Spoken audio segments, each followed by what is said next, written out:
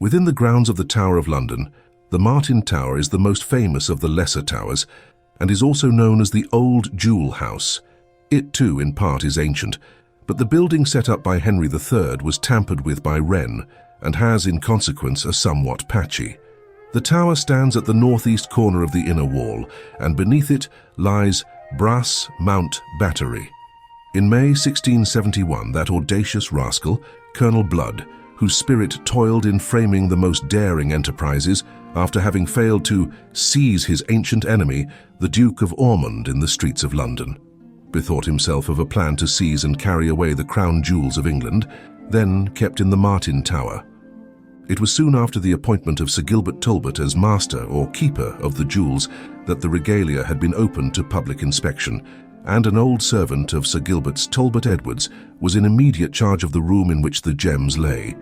Blood had been making 1 or 2 visits in various disguises to the jewel room during the last weeks of April of the year in order to make sure of his ground and to devise plans of safe retreat. Blood, in guise of a clergyman and addressed as Parson Blood, had been invited to dine with Edwards and his wife and daughter.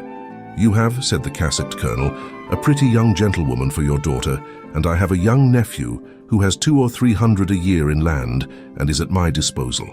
If your daughter be free and you approve it, I'll bring him here to see her, and we will endeavour to make it a match."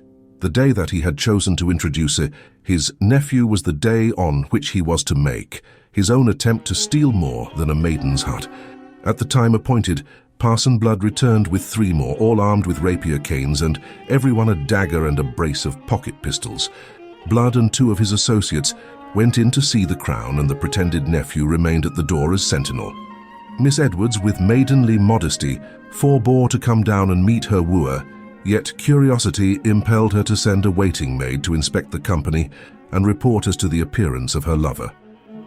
The maid, having seen whom she took to be the intended bridegroom standing at the door of the jewel room, returned to her mistress and analyzed the impression of the young man which she had formed by a single glance. Meanwhile, it was not love but war below. Old Talbot Edwards had been gagged and nearly strangled by Blood and his men, but not before he had made as much noise as possible in order to raise an alarm. The young women upstairs were much too interested in Cupid's affairs to hear the cries from the jewel chamber. Edwards received several blows on the head with a mallet in order that his shouts might be silenced. He fell to the ground and was left there as dead, while the ruffians were busily despoiling the jewel case of its more precious contents. Blood, as chief conspirator, secured the crown and hid it under his cloak. His trusty Parrow secreted the orb, and the third villain proceeded to file the scepter in order to get it into a small bag. At that moment, a dramatic event upset their calculations. One can almost hear the chord in the orchestra and imagine that a melodrama was being witnessed when told that there stepped upon the scene, at this juncture, a son of Talbot Edwards who had just returned from Flanders.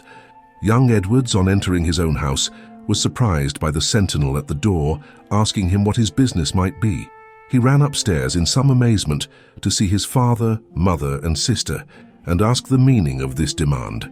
Blood and his precious suite of booty snatchers received the alarm from the doorkeeper, and the interesting party made off as quickly as they could with cloaks, bags, pockets, and hands full of crown jewellery, the property of His Majesty King Charles and the English nation.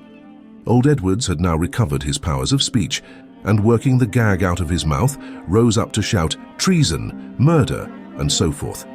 This was heard by those above who had been welcoming young Edward's unexpected return. All were now active, and young Edwards, assisted by some warders, gave chase to the rapidly retreating regalia. The Blood contingent had already reached the Byward Tower and were making for the outer gateway when some of the king's jewels were dropped in order to lighten the burdens of those who ran. But the colonel still hugged the crown. They were soon out on Tower Wharf and making for St. Catherine's Gate, where the northern end of Tower Bridge now stands. Here horses awaited them, and here they were aware that shouts of "Stop the rogues!" were proceeding from an excited body of men rushing towards them from the western end of the wharf. The gallant colonel did not resign the crown without a struggle, during which several of the jewels, including the great pearl and a large diamond, with which it was set, rolled out upon the ground, and were for a time lost but subsequently recovered. Parrow was found with portions of royal scepter in various linings and pockets, and a valuable ruby had been successfully conjured away. When Blood and his 3 tragic comedians had been made prisoners, young Edwards hastened back into the tower and acquainted Sir Gilbert Talbot with the alarming news. Sir Gilbert stamped and swore a round oath or two and hurried to the king to give him an account of the escapade. Charles commanded the prisoners to be brought before him at Whitehall, and the merry monarch endowed Blood with a pension of £500 a year. The second Charles evidently admired a man of daring,